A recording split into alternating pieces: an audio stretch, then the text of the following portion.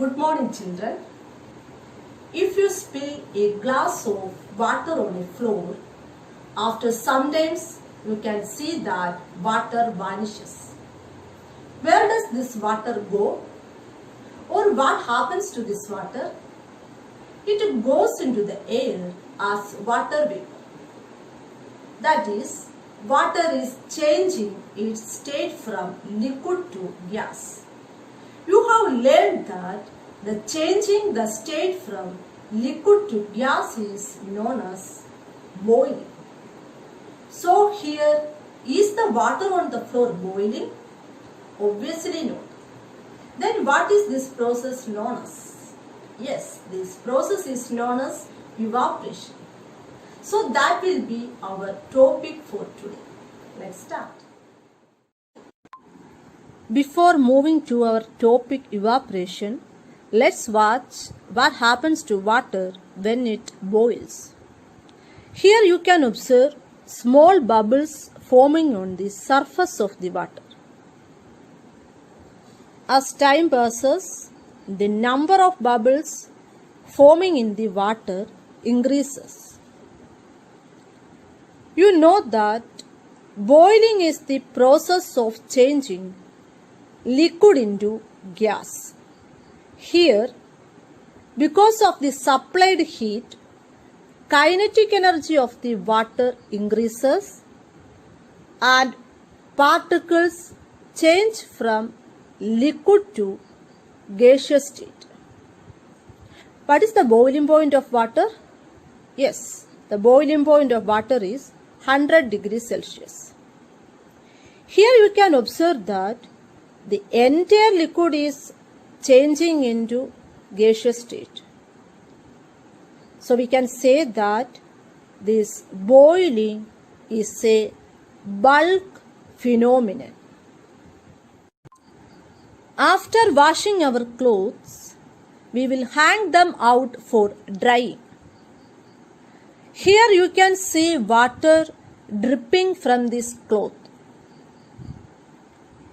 Now you can see that this cloth has dried. Where does the water go? Yes, it changes into its vapor state. But the temperature outside is only 30 to 33 degrees Celsius. So you know that this process is not boiling because water boils at 100 degrees Celsius. But here the water from this cloth changes into vapor below its boiling point. So this process is none other than evaporation. Can you define evaporation? Yes, it is the phenomenon of change of a liquid into vapors at any temperature below its boiling point. How does the process of evaporation take place? Consider a vessel containing liquid. All these are the particles of liquid. Particles which are on the surface, that means the top layer, have lesser intermolecular force of attraction than the particles in the bulk, that means inside the vessel. These particles in the bulk have stronger intermolecular forces of attraction from the particles in all sides. But these particles on surface, they do not have liquid particles on top of them because they are the surface layer. There is no more particles above them. So these particles, when they extract heat from the surrounding, even a little heat from the surrounding increases their kinetic energy. You know that as the kinetic energy increases, movement of the particle increases. As the movement of the particles increases, what will happen? Yes, they overcome the force of attraction and leave the liquid state and changes into gas. So we can say that this evaporation is a surface phenomena. That is, particles at the top or at the surface are changing into gas. Let us move to the next topic, factors affecting evaporation. The factors that affect the rate of evaporation are humidity, speed of the wind, surface area and temperature.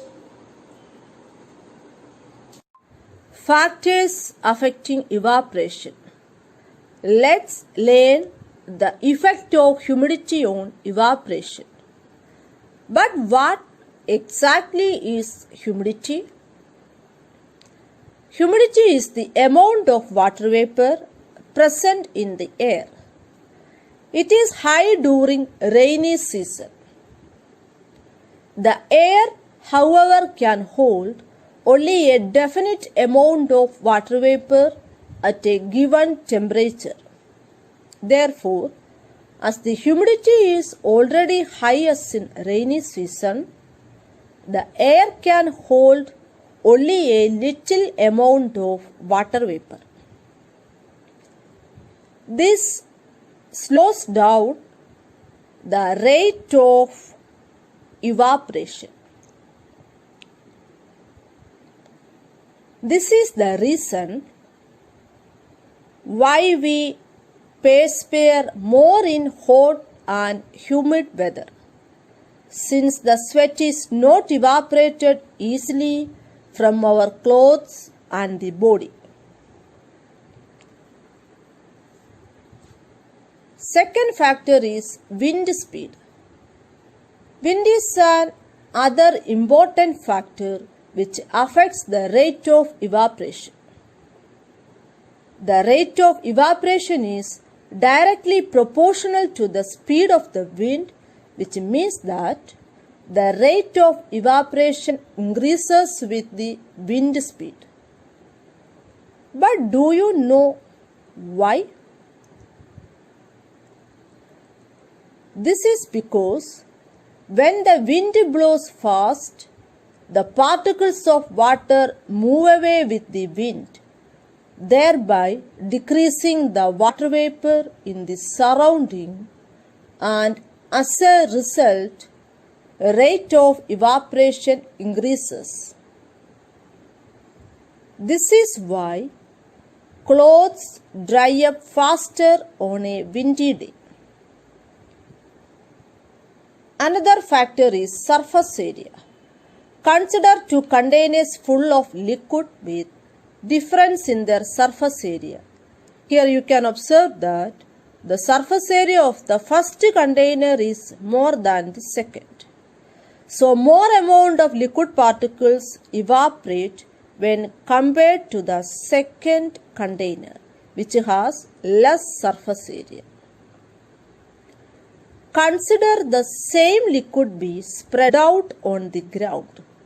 Here, the evaporation is more due to the larger surface area. So we can say that evaporation of a liquid increases with increase in surface area.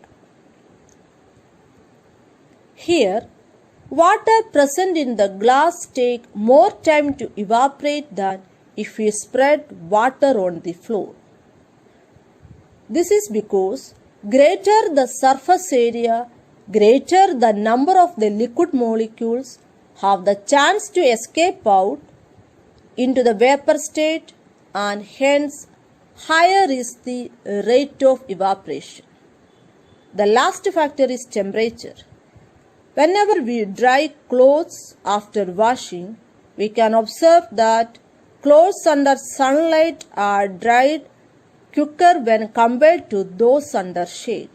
So we can conclude that evaporation increases with temperature. We have seen in the video that as the humidity increases, evaporation decreases. What is the reason? Yes, humidity is the amount of water vapor present in air.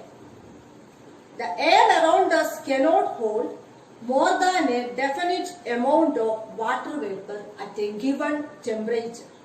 So as the humidity increases, the rate of evaporation decreases.